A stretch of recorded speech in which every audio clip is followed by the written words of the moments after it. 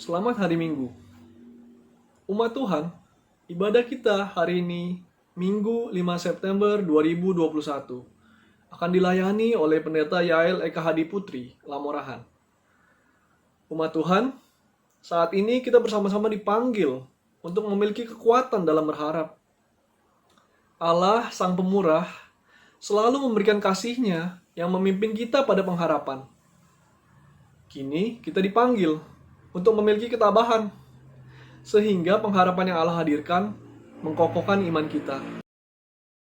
Umat Tuhan, dalam kemurahan kasih-Nya, mari kita berdiri, kita bersama-sama menyanyikan Kidung Keesaan nomor 15, dengan gembira.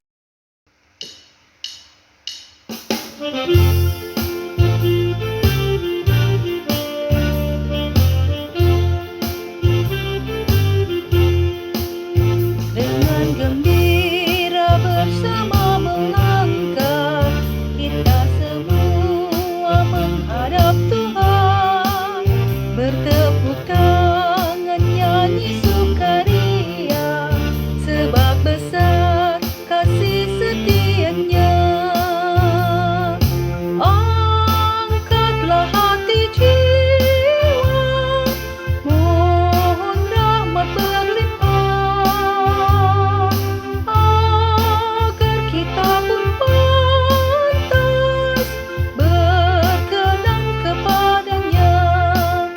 Satukan kami umat-Mu ya Tuhan, dalam Kristus jadi satu warga, hingga kami sehati dan sejiwa memuliakan nama-Mu Tuhan.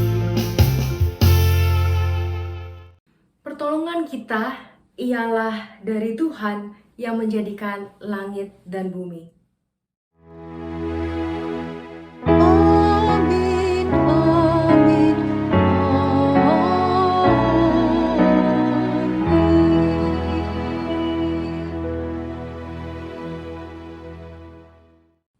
Salam dan damai sejahtera dari Allah Bapa kita dan dari Tuhan Yesus Kristus serta persekutuan dengan Roh Kudus menyertai saudara sekalian. dan menyertai saudara juga. Umat Tuhan, silakan duduk. Rasul Paulus dalam Roma pasal 5 ayat 3 sampai dengan ayat 5 mengungkapkan sebuah pernyataan pemahaman tentang pengharapan. Paulus menuliskan, "Dan bukan hanya itu saja, kita malah bermegah juga dalam kesengsaraan kita. Karena kita tahu bahwa kesengsaraan itu menimbulkan ketekunan. Dan ketekunan menimbulkan tahan uji. Dan tahan uji menimbulkan pengharapan. Dan pengharapan tidak mengecewakan. Karena kasih Allah telah dicurahkan di dalam hati kita oleh Roh Kudus yang telah dikaruniakan kepada kita." Pernyataan ini memanggil kita untuk terus bertekun dan tabah dalam pengharapan. Untuk menyambut penyertaannya, mari kita bersama-sama menyanyikan Nyanyikanlah Kidung Baru nomor 123, bait 1 sampai dengan 3, dalam badai hidupku.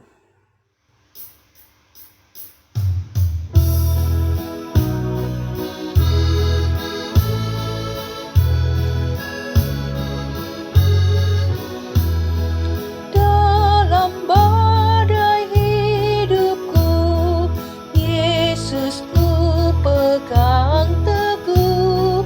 Walau imanku lemah, ku bersandar pada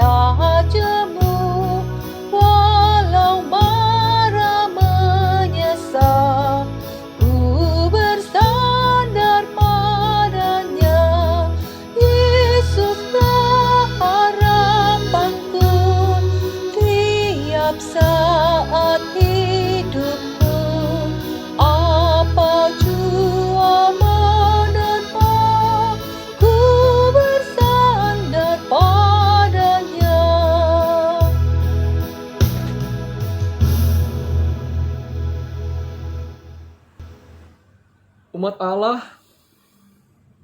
hari demi hari kita mendapat anugerah Allah yang sedemikian besar.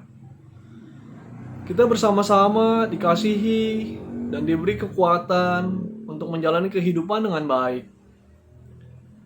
Lalu, apakah yang harus kita lakukan untuk merespon kasih setia Allah itu? Kita mendapati hidup kita yang sering mengecewakannya. Saat ini, mari kita datang kepadanya dalam doa pengakuan dosa kita. Ya Allah, kami mengucap syukur atas anugerah besar yang Allah curahkan dalam hidup kami. Nafas kehidupan, kesehatan, dan kesempatan untuk berkarya adalah anugerah yang tidak dapat kami peroleh dari yang lain selain dari Allah saja. Namun, apakah balas kami atas kasih sayang Allah itu? Kami mendapati hidup kami yang karut-marut. Hidup kami diisi dengan keseharian yang membangkang kepada Allah. Bahkan mengabaikan berkat dan anugerah Allah itu. Kami sering abai terhadap pengharapan dan tidak tangguh dalam menghadapi pencobaan. Saat ini kami datang dan memohon hikmat Allah atas berbagai tindakan kami yang tidak berkenan di hadapan Allah. Ampuni kami ya Allah, dan mampukanlah kami untuk tangguh dalam pengharapan dan kokoh dalam pencobaan, sehingga kami terus-menerus memuliakan-Mu. Kami bersyukur dan menyambut pengampunan-Mu. Dalam Kristus kami mengucap syukur dan berdoa kepada Bapa di surga. Amin. Umat Tuhan, menyambut pengampunannya, mari kita menyanyikan pelengkap kehidupan jemaat nomor 38, bait 1 dan 2. Dosa dunia hapuslah.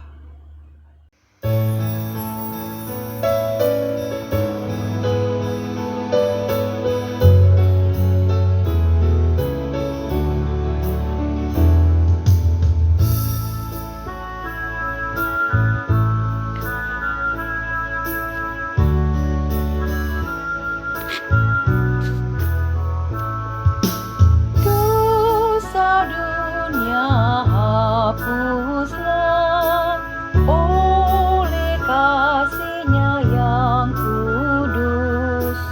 Aku pun dibasuhnya oleh darah-Nya yang kudus.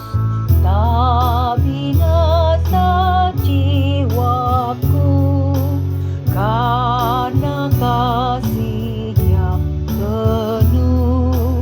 Yesus Kristus Tuhanku jadi juru selamatku. Kasih Tuhan yang kudus tidak mudah ku pahami. Kasih Tuhan padaku amat luas dan lebarlah. Rindu hatiku penuh jadi hamba Tuhanku. Ku berikan hidupku kini dan selamanya.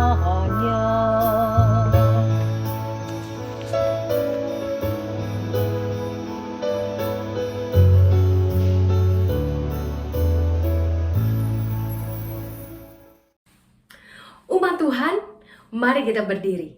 Bagi setiap kita yang telah mengakui dosa-dosa kita dan menyesalinya, dengarkanlah ungkapan Yesaya melalui Yesaya 41 ayat yang ke-10. Berbunyi demikian, "Janganlah takut sebab aku menyertai engkau. Janganlah bimbang sebab aku ini Allahmu. Aku akan meneguhkan bahkan akan menolong engkau. Aku akan memegang engkau dengan tangan kananku yang membawa kemenangan." Dalam Kristus engkau telah diampuni. Di dalam Kristus engkau pun telah diampuni. Sambutlah salam damai, damai Tuhan besertamu. Damai Tuhan besertamu juga. Mari kembali kita menyanyi dari Kidung Jemaat 375. Kita nyanyikan sebanyak 2 kali. Saya mau ikut Yesus.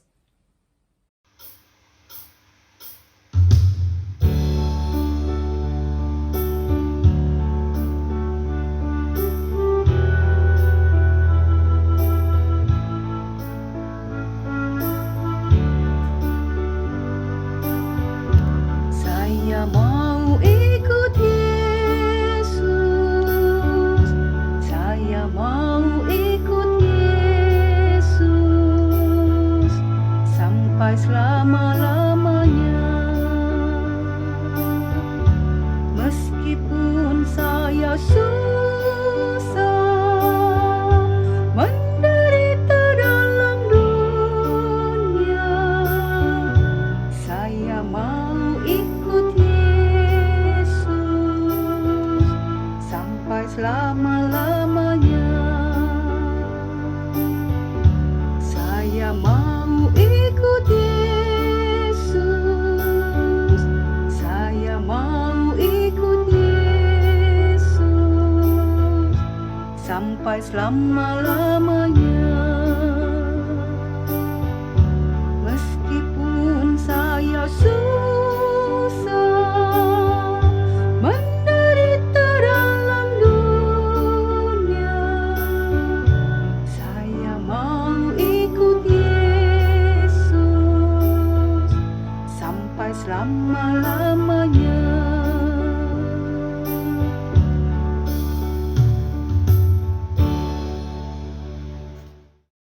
Mari Bapak Ibu sekalian, saudara-saudara yang terkasih di dalam Tuhan, kita berdoa. Tuhan Yesus yang baik, kami mengucap syukur untuk setiap pertolongan Tuhan sampai saat ini, yang memampukan kami bertahan di dalam kesukaran, bertahan di dalam penderitaan, bertahan di dalam pandemi yang panjang ini. Kau yang menopang kami, masih memberikan kepada kami alasan untuk mengucap syukur, untuk tersenyum, dan bahkan untuk memberkati orang-orang di sekeliling kami. Pada hari ini Tuhan, dengan kerendahan hati kami datang ke dalam hadirat-Mu, memohon tuntunan-Mu, memohon kuat kuasa-Mu, dan kami mau mendengar suara-Mu yang lembut, bergaung dalam setiap hati dan pikiran kami. Kiranya Engkau mau hadir menyapa kami Tuhan, sehingga kami terus dikuatkan dan diteguhkan di dalam hidup yang berpengharapan. Tolong kami ya Bapa dalam nama-Mu, setiap kami yang lemah ini memohon tuntunan dan terang-Mu. Hanya di dalam nama Tuhan Yesus Kristus kami berdoa dan mengucap syukur. Amin. Umat Tuhan, marilah kita membaca Alkitab dari Yesaya pasal 35 ayat 4 sampai dengan ayat 7. Demikian. Katakanlah kepada orang-orang yang tawar hati, kuatkanlah hati, janganlah takut.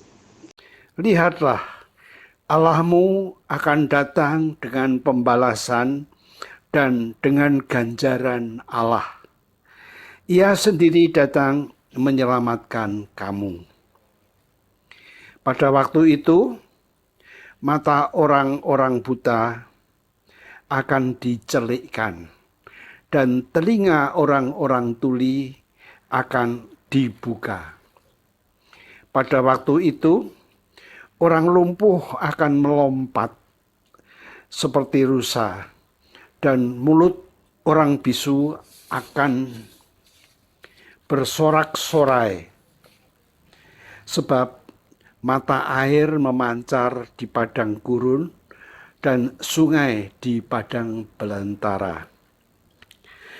Tanah pasir yang hangat akan menjadi kolam, dan tanah kersang menjadi sumber-sumber air. Di tempat serigala berbaring akan tumbuh tebu dan pandan. Demikianlah sabda Tuhan. Syukur kepada Allah. Umat Tuhan, untuk menyambut bacaan pertama, marilah kita membaca Mazmur 146 secara berbalasan. Haleluya, pujilah Tuhan hai jiwaku. Aku hendak memuliakan Tuhan selama aku hidup, dan bermazmur bagi Allahku selagi aku ada. Janganlah percaya kepada para bangsawan, kepada anak manusia yang tidak dapat memberikan keselamatan. Apabila nyawanya melayang, ia kembali ke tanah. Pada hari itu juga lenyaplah maksud-maksudnya. Berbahagialah orang yang mempunyai Allah Yakub sebagai penolong, yang harapannya pada Tuhan Allahnya. Dia yang menjadikan langit dan bumi, laut dan segala isinya, yang tetap setia untuk selama-lamanya. Yang menegakkan keadilan untuk orang-orang yang diperas, yang memberi roti kepada orang-orang yang lapar. Tuhan membebaskan orang-orang yang terkurung. Tuhan membuka mata orang-orang buta. Tuhan menegakkan orang yang tertunduk.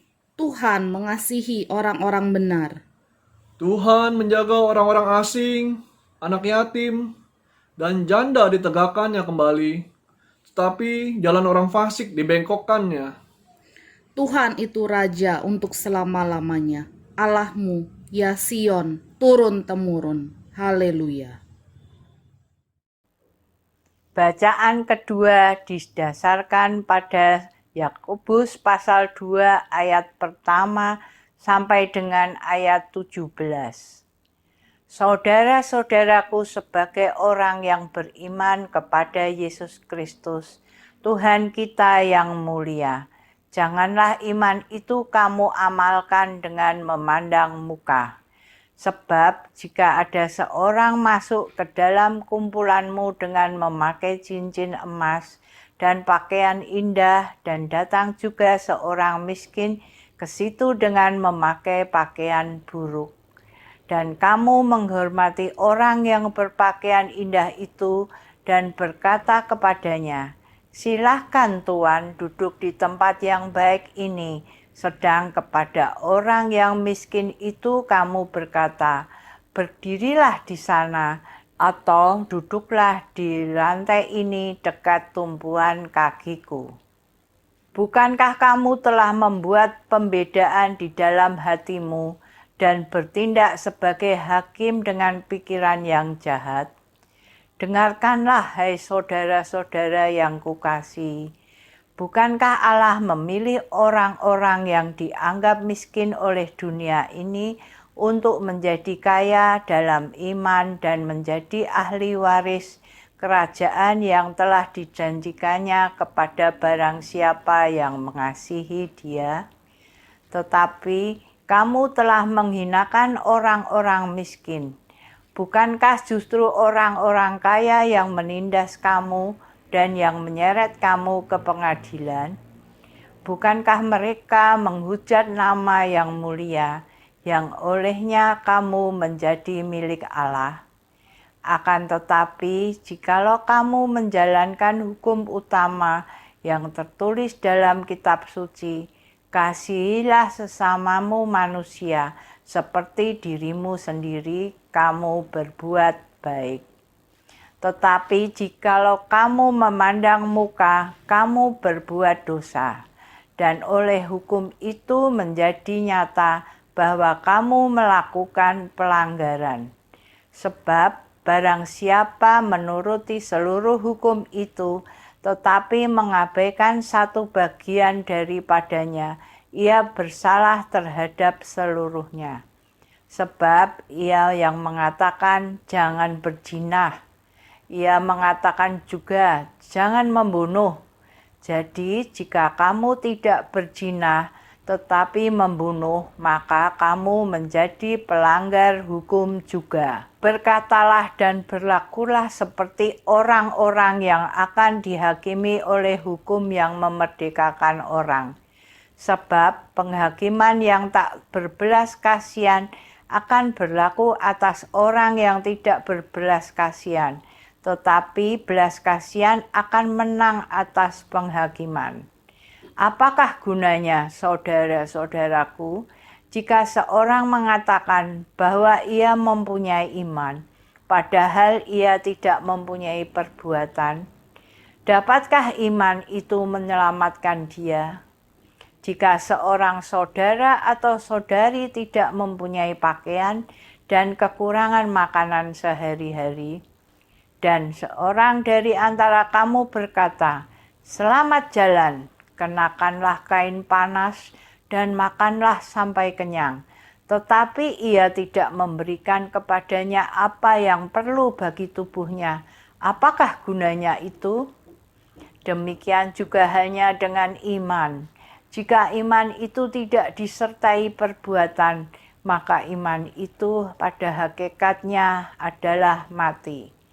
Demikianlah sabda Tuhan. Syukur kepada Allah. Mari Bapak Ibu sekalian, kita membaca bagian firman Tuhan kita pada hari ini yang terambil dari Markus 7 ayat 24 sampai 37. Saya akan membacakannya buat kita semua. Lalu Yesus berangkat dari situ dan pergi ke daerah Tirus. Ia masuk ke sebuah rumah dan tidak mau bahwa ada orang mengetahuinya. Tetapi kedatangannya tidak dapat dirahasiakan. Malah seorang ibu yang anaknya perempuan kerasukan roh jahat segera mendengar tentang dia, lalu datang dan tersungkur di depan kakinya. Perempuan itu seorang Yunani, bangsa Siro-Fenisia. Ia memohon kepada Yesus untuk mengusir setan itu dari anaknya. Lalu Yesus berkata kepadanya, "Biarlah anak-anak kenyang dahulu, sebab tidak patut mengambil roti yang disediakan bagi anak-anak dan melemparkannya kepada anjing." Tetapi perempuan itu menjawab, "Benar Tuhan, tetapi anjing yang di bawah meja juga makan remah-remah yang dijatuhkan anak-anak." Maka kata Yesus kepada perempuan itu, "Karena kata-katamu itu, pergilah sekarang, sebab setan itu sudah keluar dari anakmu." Perempuan itu pulang ke rumahnya, lalu didapatinya anak itu berbaring di tempat tidur, sedang setan itu sudah keluar. Kemudian Yesus meninggalkan pula daerah Tirus dan dengan melalui Sidon pergi ke Danau Galilea, di tengah-tengah daerah Dekapolis. Di situ orang membawa kepadanya seorang yang tuli dan yang gagap, yang memohon kepadanya supaya ia meletakkan tangannya atas orang itu. Dan sesudah Yesus memisahkan dia dari orang banyak sehingga mereka sendirian, ia memasukkan jarinya ke telinga orang itu, lalu ia meludah dan meraba lidah orang itu. Kemudian sambil menghadap ke langit, Yesus menarik nafas dan berkata kepadanya, "Efatah," artinya terbukalah. Maka terbukalah telinga orang itu dan seketika itu terlepas pula lah pengikat lidahnya, lalu ia berkata-kata dengan baik.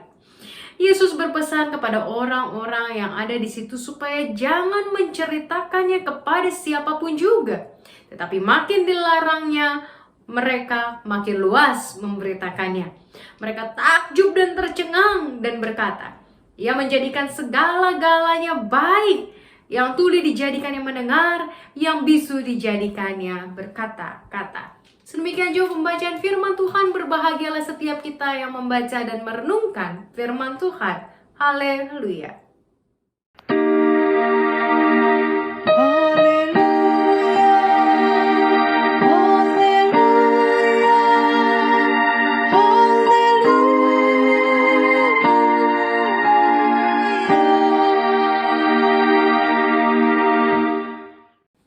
Selamat hari Minggu, Bapak Ibu Saudara yang terkasih di dalam Tuhan. Saya berharap kita semua berada dalam keadaan yang baik, sukacita, sehat, dan terutama terus punya kerinduan akan Tuhan. Karena itulah yang menolong kita untuk terus bisa fokus terhadap Tuhan di tengah masa yang gelap ini.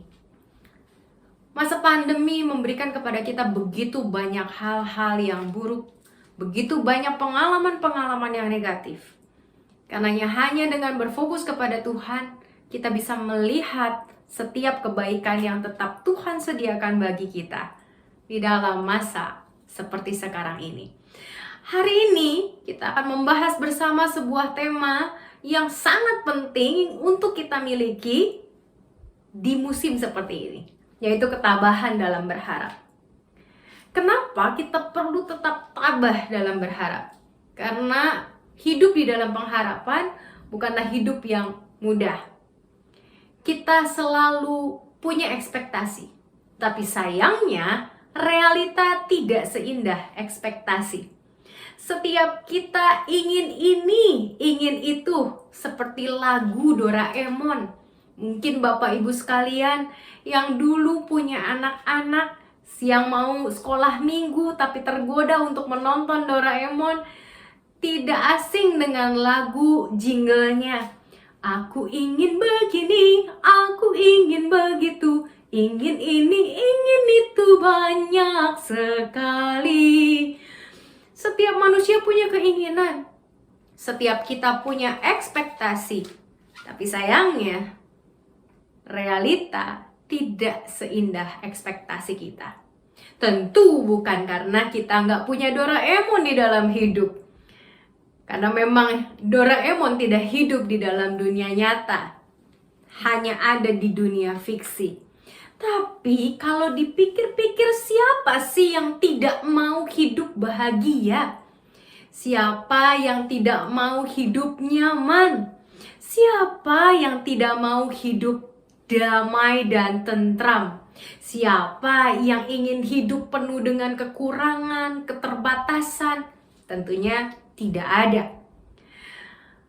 Sayangnya semua itu justru ada loh di tengah hidup kita.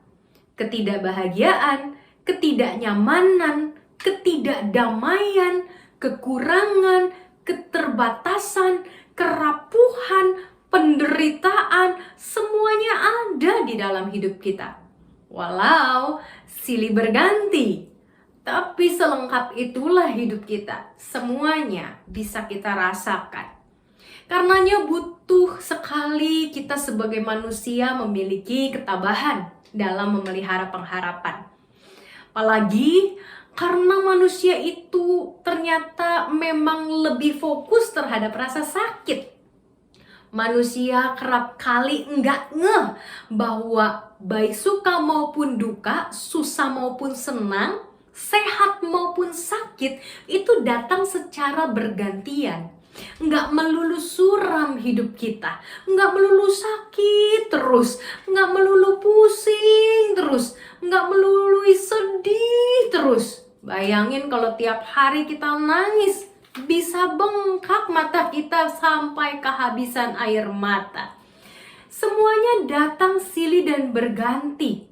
Tapi dasar manusia fokusnya sama rasa sakit aja. Misalnya begini, kita tidak akan memberikan perhatian secara khusus terhadap tangan kita kalau tangan kita nggak terasa sakit. Kita bahkan mungkin tidak mensyukuri bahwa tangan kita itu bisa bergerak dan beraktivitas dari pagi sampai malam. Pagi-pagi bikin kopi, pagi-pagi masak buat satu keluarga, pagi-pagi ngegunting, bikin aktivitas, ngetik, dan lain sebagainya. Tapi begitu tangan kita sakit, baru kita melihat, aduh tanganku kenapa ya?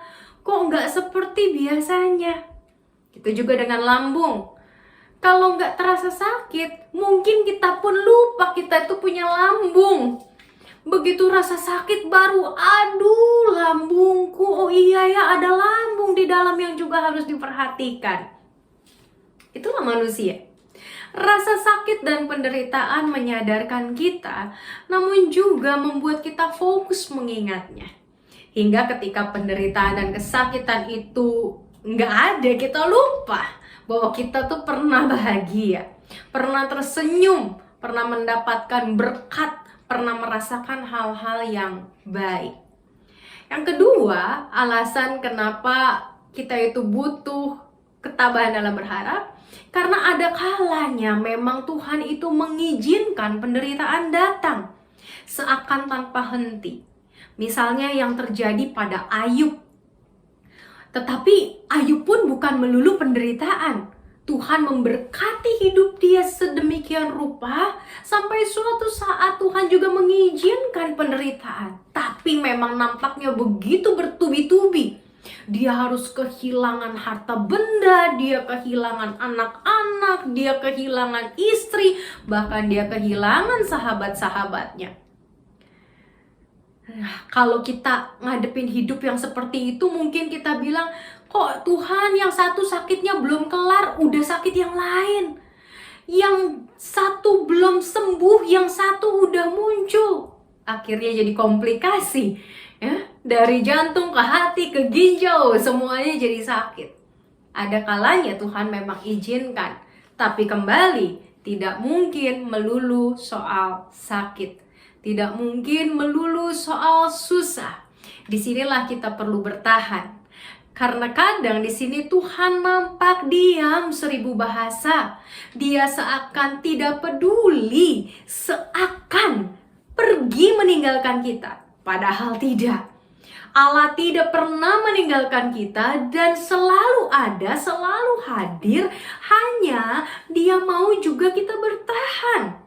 Dia mau melihat iman kita, Dia mau menguji kita, Dia mau mengkalibrasi ulang kita, membuat kita itu bisa kembali bersih, supaya kita berbalik dari jalan yang salah ke jalan yang benar. Karena ada kalanya persoalan datang karena Tuhan sedang membuat jalan kita kembali lagi supaya kita nggak melenceng kejauhan. Di masa seperti ini, frustasi amat mudah datang dan sulit pergi. Termasuk menghancurkan begitu banyak kekuatan hingga rasanya hidup itu tanpa pengharapan. Nah, sekarang pertanyaannya bagi kita semua adalah bagaimana caranya supaya kita tetap dapat tabah dan berharap kepada Tuhan. Yang pertama adalah mohonkan Tuhan memulihkan hati dan pikiran kita. Memohonkan Tuhan memulihkan hati dan pikiran kita. Kenapa kita butuh dipulihkan?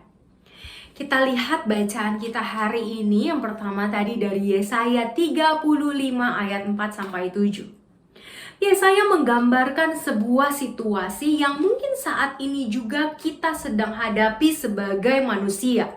Kita sedang merasa tawar hatinya. Pandemi ini membuat kita kehilangan rasa untuk menikmati hidup. Hidup terasa hambar, terasa pahit. Bahkan mungkin ada dari kita yang mengalami kehilangan bertubi-tubi, mengalami musibah, ada yang harus berjuang dengan penyakit yang membawa dampak panjang. Hidup benar-benar sedang memperhadapkan kita pada perasaan tawar. Tapi ada hal yang perlu kita perhatikan. Apa ya penyebabnya? Masalahnya itu ada di hidupnya atau di kitanya? Ini mau kita dalami, Bapak, Ibu, dan saudara sekalian. Karena begini, untuk menjalani aktivitas harian saja kita harus memiliki tubuh yang sehat. Betul? Bila ada gangguan sedikit aja di dalam kesehatan kita, maka kita tidak akan mampu melakukan aktivitas harian kita dengan optimal. Apalagi bila gangguan yang kita alami itu tergolong berat, maka kita tidak akan dapat melakukan apapun tugas dan tanggung jawab kita. Amat sangat mungkin gangguan kesehatan tersebut membuat kita mengalami yang namanya bed rest. Saya pernah harus bed rest selama 2 bulan ketika saya berada di dalam kehamilan saya, di dalam trimester pertama. Karena saya mengalami pendarahan setiap saya turun dari tempat tidur, sehingga dokter menyarankan saya untuk bed rest. ketika saya sakit begitu, saya nggak bisa melakukan aktivitas saya. Itu dalam hal fisik. Nah, buat orang-orang yang juga mengalami sakit, misalnya pilek, misalnya pusing, demam, tentu itu juga akan mempengaruhi aktivitas kita kan? Termasuk nafsu makan kita. Ketika kondisi sakit, kita mungkin nggak punya rasa pengen makan. Kita nggak mampu merasakan makanan yang kita makan. Makanan yang enak sekalipun diambil dan dibeli dari restoran yang paling mahal sekalipun, bahkan mungkin ketika makanan itu adalah makanan favorit kita, tetap rasanya teh pahit, nggak enak. Yang manis jadi pahit, yang asam jadi pahit, yang asin jadi pahit, kabeh-kabeh pahit. Kalau kata orang Sunda, semuanya pahit, nggak enak. Nah, kita tidak akan memiliki kemampuan yang tepat untuk menilai secara tepat rasa yang masuk di dalam mulut kita. Kita akan selalu bilang nggak enak. Padahal makanan itu mungkin enak banget. Tapi karenanya kita sedang sakit. Nah, ketika kita mulai berangsur pulih, maka indera pengecap kita mulai kembali. Penciuman kita mulai kembali. Disitulah kita mulai dapat merasakan makanan, mencium aromanya, dan baru bisa menikmati kembali makanan-makanan favorit kita. Bahkan makanan yang sederhana pun bisa terasa sangat nikmat ketika kita sudah berada dalam keadaan yang sembuh. Nah, di sini kita harus memperhatikan hidup kita, berarti kitanya harus sehat. Hidup akan tetap memberikan kepada kita rasa untuk kita nikmati. Memang ada yang pahit, tapi juga ada yang manis.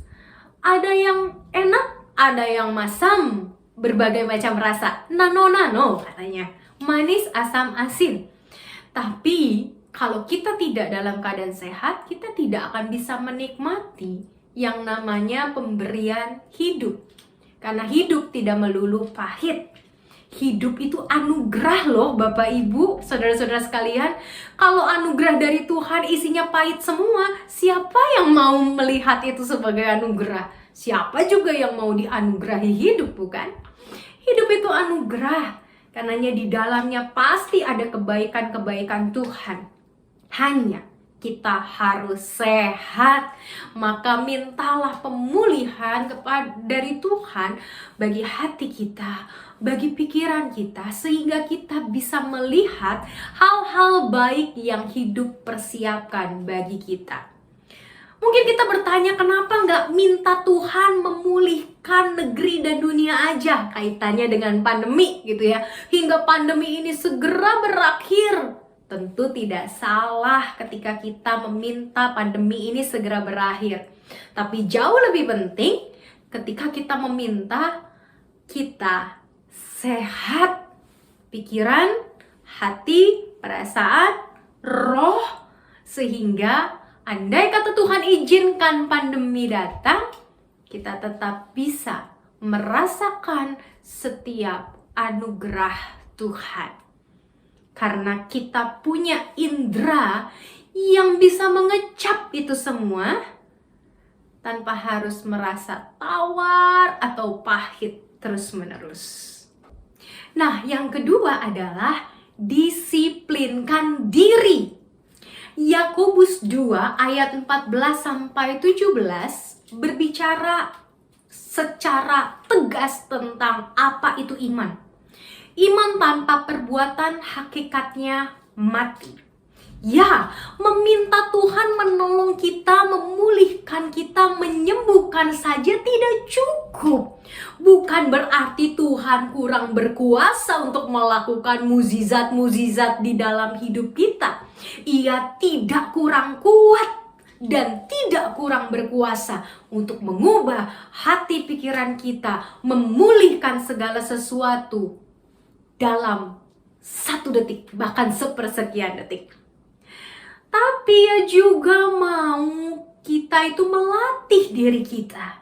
Dia mau kita berusaha, dia mau kita berjuang, dia suka kita bekerja. Bukan berarti dia suka kita susah, tapi dia mau kita belajar untuk mengupgrade diri. Dia mau kita belajar untuk maju. Dia mau kita belajar untuk merasa puas karena kita berjuang dan akhirnya tidak menyesal terhadap pilihan-pilihan yang kita ambil. Dia mau di dalam berjuang itu kita merasakan kuasa kebangkitan, kuasa Allah yang mengalir di dalam diri kita, yang dikaruniakan dari Roh Kudus. Dan itu membuat kita mengalami Tuhan, mengalami cinta kasih-Nya, mengalami kuasanya, mengalami mukjizatnya. Justru di dalam susah payah. Kalau semuanya sudah tersedia dan semuanya sudah enak, kita tidak lagi merasa bagaimana Tuhan menyertai kita. Tapi justru ketika kita merasa, kok susah ini Tuhan, kayaknya nggak mungkin saya bisa lakukan. Ternyata bisa. Bukankah itu membuat kita makin kagum akan pertolongan Tuhan?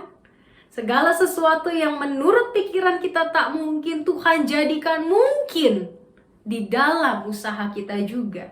Tuhan memampukan kita ketika kita bilang, nggak bisa Tuhan, nggak sanggup deh, aku mau begini nggak sanggup. Ternyata bisa. Bukankah itu membuat kita makin kagum akan kasih-Nya kepada kita? Yang mau kita mengambil langkah praktis untuk membawa pemulihan yang sungguh itu ada di dalam hidup kita. Lebih dekat lagi setiap saat. Gimana langkah praktisnya supaya kita lekas sembuh? Makan. Kata orang kalau lagi sakit, makan tuh harus dipaksain. Betul gak Bapak Ibu? Jangan dirasa-rasa, ayo dipaksa. Kalau enggak nanti kamu gak punya kekuatan untuk sembuh. Kamu nggak punya kekuatan untuk melakukan ini dan itu. Ayo makan. Itu adalah nasihat yang biasa kita berikan kepada orang-orang yang sedang sakit dan malas makan. Begitu juga dengan kita. Ketika roh kita sedang sakit, ketika kita berada dalam keadaan depresi, dengar firman Tuhan pun tak mau. Ketika kita lagi merasa marah sama Tuhan, kita merasa Tuhan gak adil, kita merasa kita diperlakukan tidak adil, maka firman Tuhan juga rasanya menyudutkanku terus. Gak enak rasanya, tidak terdengar manis. Apalagi kalau kita betul-betul memang lagi melakukan kesalahan, lalu mendengar firman Tuhan kita berasa ditegur, kok ditegur terus sih? Udah capek dengar teguran. Ada kalanya roh kita juga sakit. Apa yang harus kita lakukan? Paksa makan. Jangan justru ditinggalin firman Tuhan itu. Udah tahu lah, gak usah dengar firman Tuhan. Udah tahu, bosen. Gak usah lah, gak perlu lah firman Tuhan. Tuhannya juga gak peduli sama aku. Dan lain sebagainya. Iman itu timbul dari pendengaran dan pengalaman akan berjumpa dengan Tuhan dan firman-Nya. Kuat kuasanya. Karenanya itu Bapak Ibu, paksa. Ada kalanya kita perlu mendisiplinkan diri, paksa untuk membaca firman Tuhan setiap hari. Pandemi berkepanjangan ini membuat kita makin enggan untuk beribadah, untuk membaca firman Tuhan. Namun kalau kita nggak membaca, merenungkan firman Tuhan, bagaimana roh kita dapat kekuatan untuk melawan gempuran berita-berita negatif, gempuran kesepian, gempuran kekecewaan, gempuran rasa duka cita dari pandemi yang juga menyerang dari segala arah. Ada kalanya kita kehilangan selera untuk beribadah, untuk membaca firman Tuhan, untuk merindukan Tuhan. Kehilangan selera untuk berdoa, maka paksakan. Bukan berarti berarti, Bu Pendeta, bukannya ibadah itu harus dengan rela? Betul, ibadah harus dengan rela. Tapi kalau kita merasa tidak rela, bukan berarti kita tidak beribadah. Kalau kita ngerasa, aku lagi nggak mood ibadahnya, udah nggak usah ibadah, minggu depan masih ada. Nggak begitu, paksakan. Satu hari orang nggak makan saja bisa lemas. Disiplinkan diri. Sadarkan diri bahwa kita butuh firman Tuhan. Sama seperti kita butuh makanan setiap hari. Kita butuh mendengar suara Tuhan setiap hari. Dengan kita paksakan dalam tanda kutip, kita push diri kita disiplinkan tiap hari untuk membaca firman Tuhan. Bukan asal baca juga, betul-betul membaca, lalu kemudian menerapkannya dalam hidup kita. Maka dengan perlahan tapi pasti kita sedang membangun kembali iman kita. Menambal kebocoran-kebocoran, menambah kekurangan-kekurangan yang mungkin terdapat dalam hati dan pikiran kita. Dan yang ketiga, jangan biarkan diri kita menyerah. Apa Bapak Ibu? Coba ulang dalam hati ya. Jangan biarkan diri kita menyerah. Bapak Ibu, hidup berpengharapan itu tidak mudah. Punya banyak hambatan, punya banyak tantangan, seperti tubuh yang mudah diserang oleh ragam penyakit, virus, bakteri, tekanan hidup, stres. Ada kalanya kita menghadapi kondisi yang naik turun, sehat, sakit, kuat, lemah, dan itu adalah hal-hal yang sangat wajar terjadi di dalam kehidupan kita sebagai manusia. Kita itu rentan. Kita tidak bebas dari dosa atau bahkan anti dosa. Handphone mungkin ada yang anti air gitu ya. Tapi itu pun bukan berarti betul-betul anti air. Kita ini bukan anti dosa. Kita tidak kebal sama dosa. Kita masih bisa jatuh ke dalam dosa, tapi kita bisa memilih untuk tidak berdosa. Tapi kan tidak mudah memilih untuk lurus terus. Ada kalanya lelah, dan dalam memulihkan pikiran dan semangat kita untuk terus sehat, hingga kita dapat terus mengecap kebaikan janji Allah itu yang gak mudah. Banyak banget tantangannya karena setan gak suka, iblis itu gak suka. Banyak cobaan yang harus dihadapi dan dikalahkan. Ada kalanya kita kalah, seperti tubuh. Ada kalanya kita gagal. Ada kalanya imun kita turun.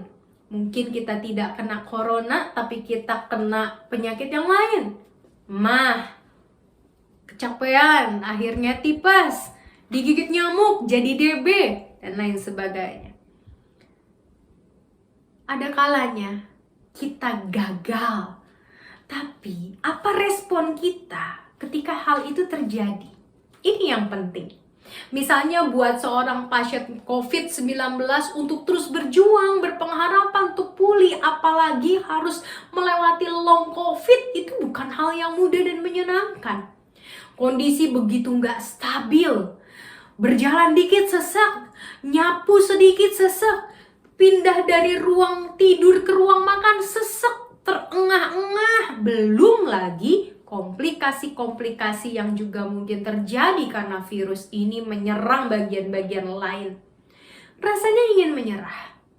Dan bukan hanya COVID-19 saja, penyakit yang kita hadapi dan perangi. Masih banyak penyakit lain yang juga membahayakan hidup kita. Beberapa waktu yang lalu di berita dikabarkan seorang laki-laki parubaya terjun bebas dari mall, dari lantai, saya nggak tahu tepatnya lantai berapa, dia terjun ke lantai dasar, biasanya karena sudah tidak berpengharapan, sudah tidak menemukan jalan keluar. Akhirnya menyerah adalah pilihan.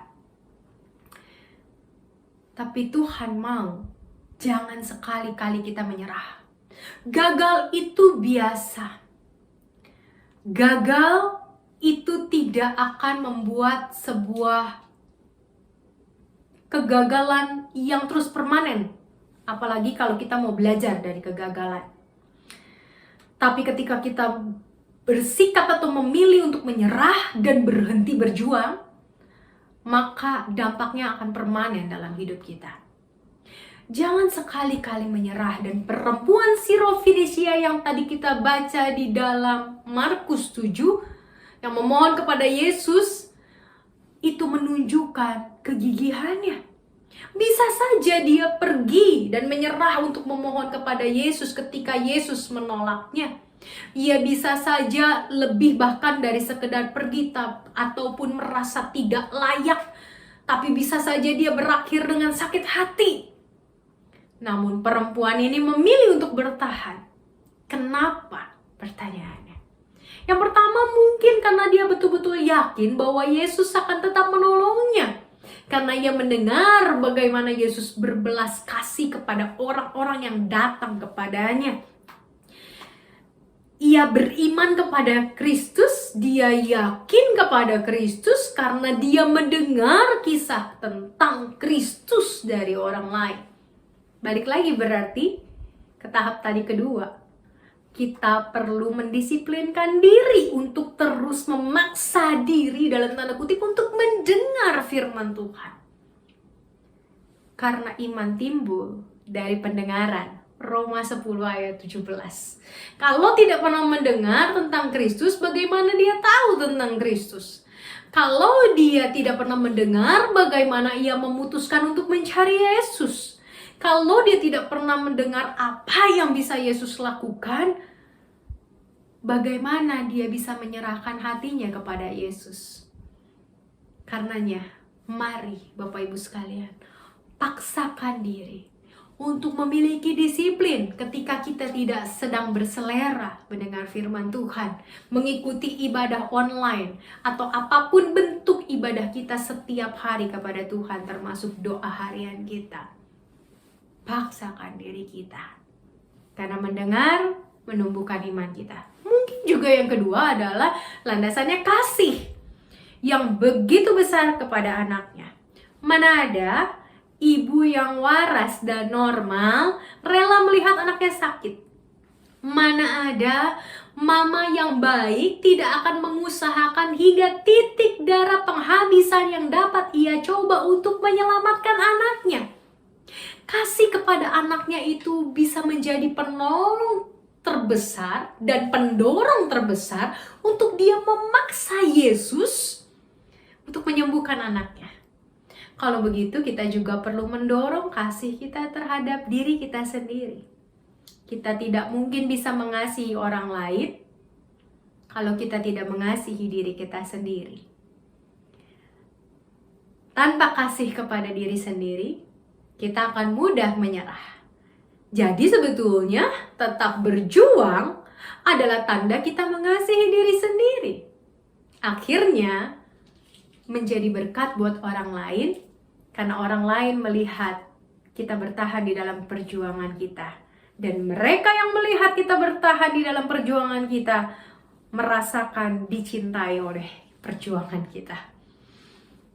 Gagal itu biasa, tidak bersifat permanen.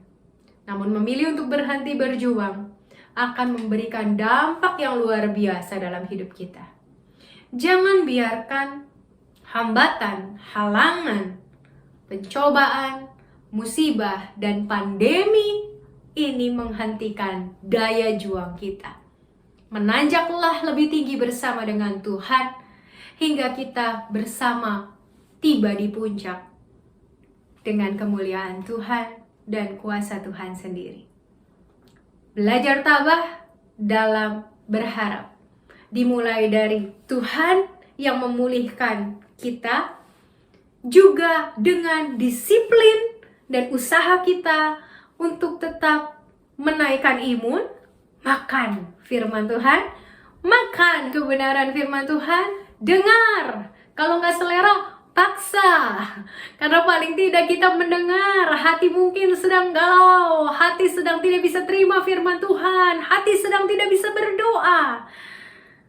Tapi kalau kita tidak disiplinkan diri kita, kita tidak akan mendapatkan kekuatan. Dan jangan menyerah. Gagal, tak apa. Tapi jangan biarkan kegagalan itu menetap. Karena kita harus belajar dari kegagalan dan jangan juga biarkan perasaan menyerah itu datang dan menguasai kita. Di sanalah kita memperoleh ketabahan dalam berharap kepada Tuhan. Tuhan Yesus memberkati. Amin.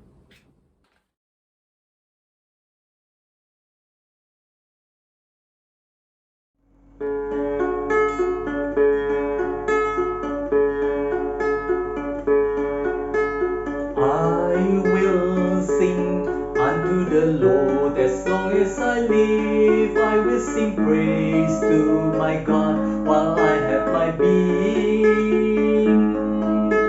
My meditation of Him shall be sweet. I will be glad in the Lord. Bless the Lord, oh my soul, praise the Lord. Bless the Lord, oh my soul, praise the Lord. Bless the Lord, oh my soul, praise the Lord.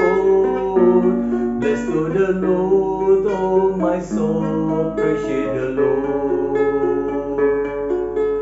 I will sing unto the Lord as long as I live. I will sing praise to my God while I have my being. My meditation of Him shall be sweet. I will be glad in the Lord. Bless the Lord, oh my soul, praise the Lord. Bless the Lord, oh my soul, praise the Lord. Bless the Lord, oh my soul, praise the Lord. Bless the Lord, oh my soul, praise the Lord.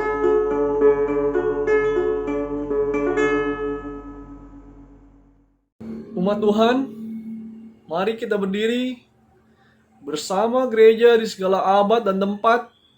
Marilah kita bersama-sama mengucapkan pengakuan iman rasuli. Hendaklah setiap umat beriman mengungkapkan, aku percaya kepada Allah, Bapa yang Maha Kuasa, Khalik langit dan bumi, dan kepada Yesus Kristus, Anak-Nya yang tunggal Tuhan kita, yang dikandung dari Roh Kudus, lahir dari darah Maria, yang menderita sengsara di bawah pemerintahan Pontius Pilatus, disalibkan, mati dan dikuburkan, turun ke dalam kerajaan maut. Pada hari yang ketiga, bangkit pula dari antara orang mati, naik ke surga, duduk di sebelah kanan Allah, Bapa yang Maha Kuasa. Dan dari sana Ia akan datang untuk menghakimi orang yang hidup dan yang mati. Aku percaya kepada Roh Kudus, gereja yang kudus dan am, persekutuan orang kudus, pengampunan dosa, kebangkitan orang mati, dan hidup yang kekal. Amin. Mari Bapak Ibu sekalian, kita menaikkan doa syafaat kita kepada Tuhan di tengah pandemi yang masih kita harus hadapi ini. Kita percaya Tuhan beserta dengan kita. Mari kita berdoa. Tuhan Yesus, kami mengucap syukur bila sampai saat ini Engkau masih memberikan kepada kami berbagai macam berkat untuk kami syukuri.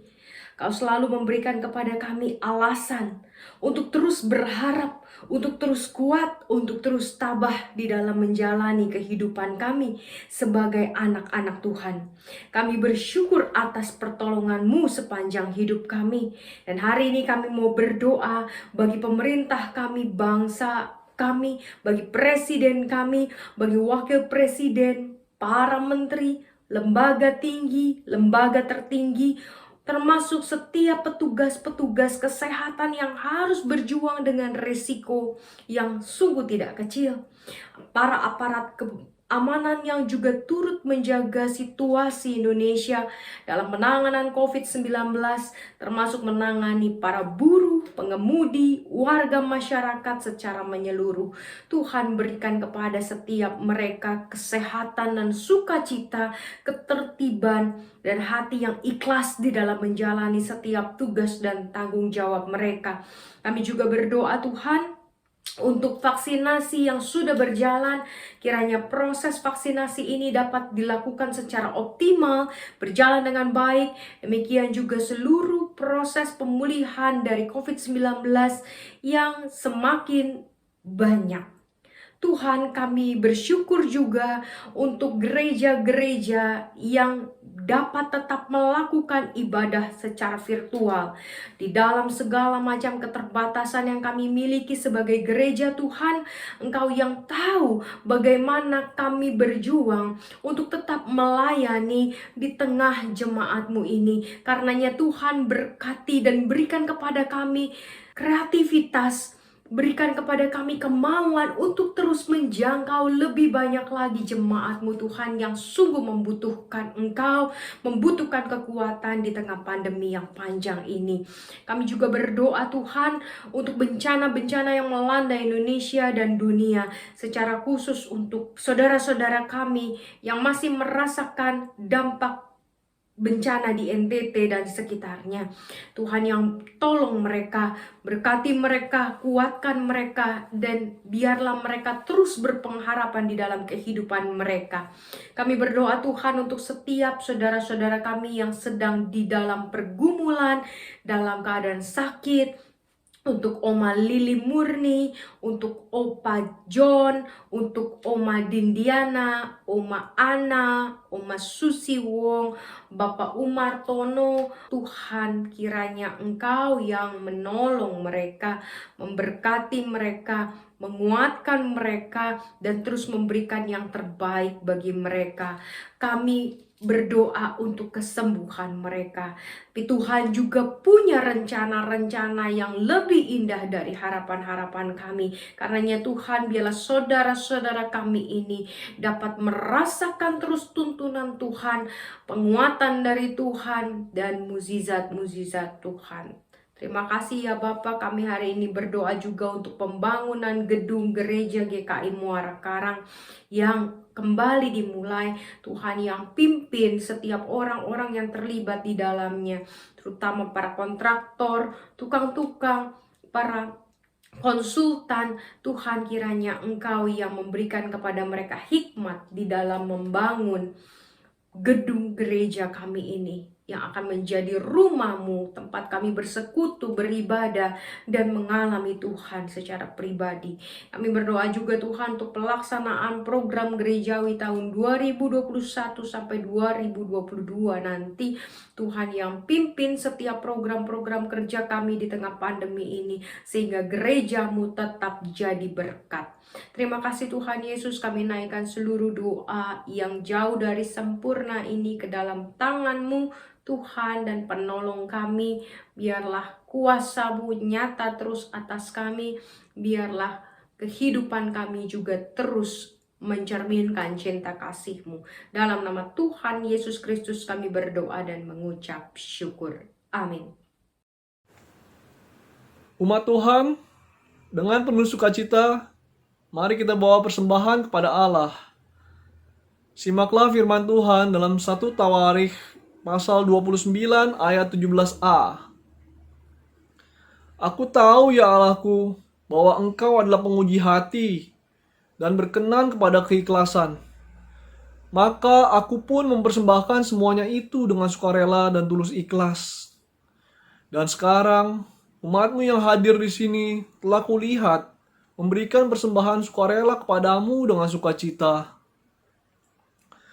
Umat Tuhan, mari kita membawa persembahan kepada Tuhan. Bagi kita yang rindu menyampaikan persembahan melalui transfer bank, Majelis Jemaat menyediakan sarana melalui nomor rekening Bank Mandiri dan Bank BCA, sebagaimana yang tertera pada layar Anda.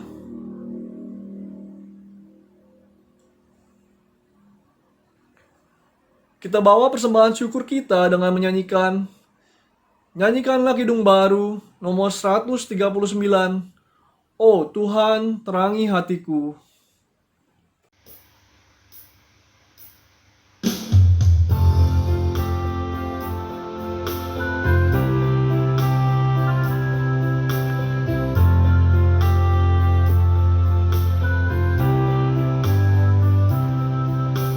Oh Tuhan, terangi hatiku, supaya ku dapat mengerti.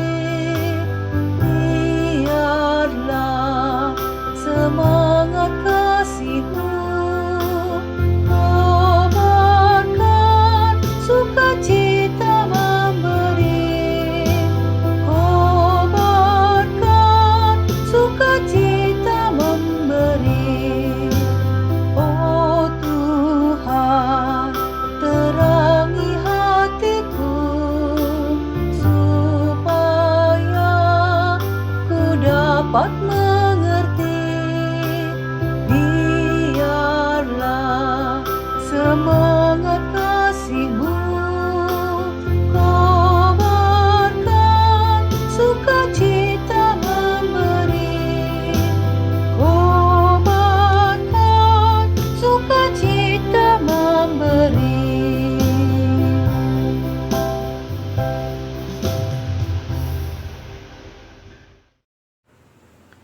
Umat Tuhan, mari kita berdiri, kita bawa persembahan syukur ini kepada Tuhan. Ya Allah, inilah persembahan syukur kami. Sambutlah dalam kemuliaan-Mu.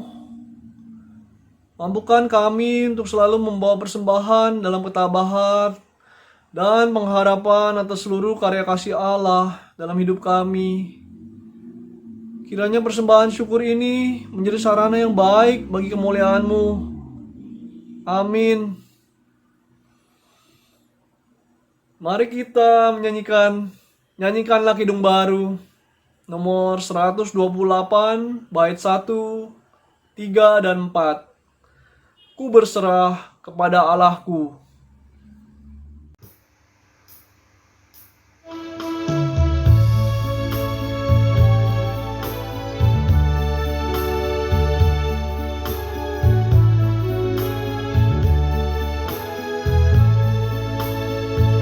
Ku berserah kepada Allahku, di darat pun di laut menderu.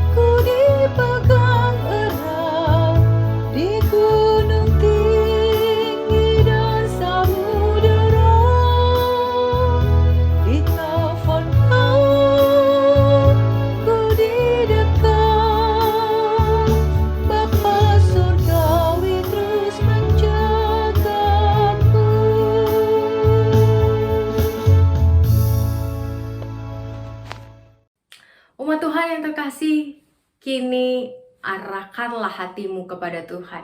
Kami mengarahkan hati kami kepada Tuhan. Jadilah saksi Kristus, Syukur kepada Allah, terpujilah Tuhan. kini dan selamanya. Ini mari sambutlah berkat Tuhan. Tuhan memberkati engkau dan melindungi engkau. Tuhan menyinari engkau dengan wajah-Nya dan memberi engkau kasih karunia.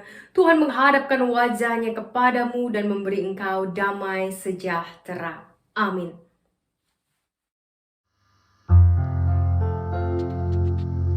Haleluya, haleluya, haleluya, amin.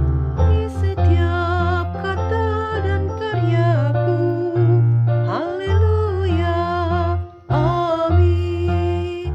Haleluya, haleluya, haleluya, amin. Di setiap kata dan karyaku, haleluya, amin.